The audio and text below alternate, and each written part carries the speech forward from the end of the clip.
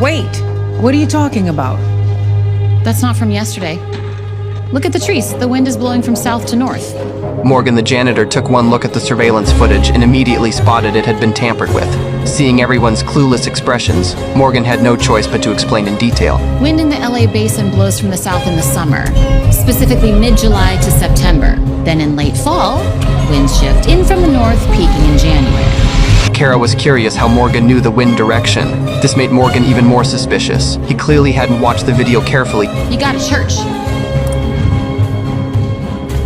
Churches face east.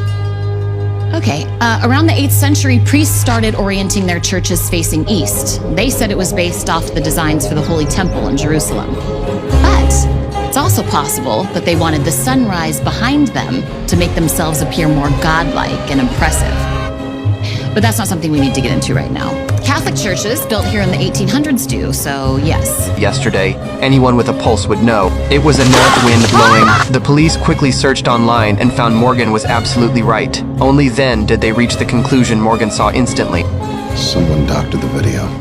But Morgan had no time to educate everyone here. She needed to get home to take care of her child. But the chief followed her out. She wanted to know how Morgan could do all this. Turns out Morgan's hobby was watching documentaries. Combined with her exceptionally high cognitive abilities, plus an IQ of 160 to back it up, she possessed the gift of photographic memory. This also meant she couldn't help correcting mistakes when she saw them. She simply couldn't work alongside ordinary people, so she could only be a night janitor at the police station.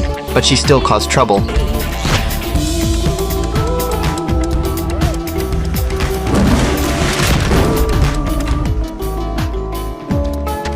Morgan discovered the police had mistaken the victim for a suspect. She couldn't control herself and changed it back the next day. When Kara found the case information had been scribbled on, he was furious. Hey!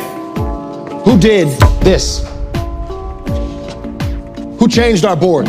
A man is dead, our primary suspect is missing. This is not a joke. He immediately checked the surveillance. Morgan's dance moves from yesterday were all recorded, but there's no rule saying janitors can't dance while cleaning. The chief said seriously. Interfering with criminal cases like this could land Morgan in prison, but Morgan explained she was correcting a mistake. This infuriated Kara even more. He was the one who identified the suspect. This janitor scribbling all over it was bad enough. Now she was saying his deduction was wrong, but the female supervisor handed the case file to Morgan, asking her to explain. Janitor Morgan had no choice but to teach the police how to identify suspects. So, you got a dead body. I'm assuming you think this lady offed her husband, but that's not possible. Look at this room. Look at this couch. All of these pillows are evenly spaced with alternating colors. Check out these shelves. Every piece of decor was meticulously sized. Even the metal choices were consistent throughout. The house was spotless. The owner clearly had OCD. All the curtains were neatly tied back, except for one that was unusual. Someone who arranged pillows by color would never ignore a curtain out of place. So the tieback must have been used for something else. See, look, you've got hairs stuck to the chair leg. Somebody put tape around it, ripped it off, the glue stayed, and trapped the little bits.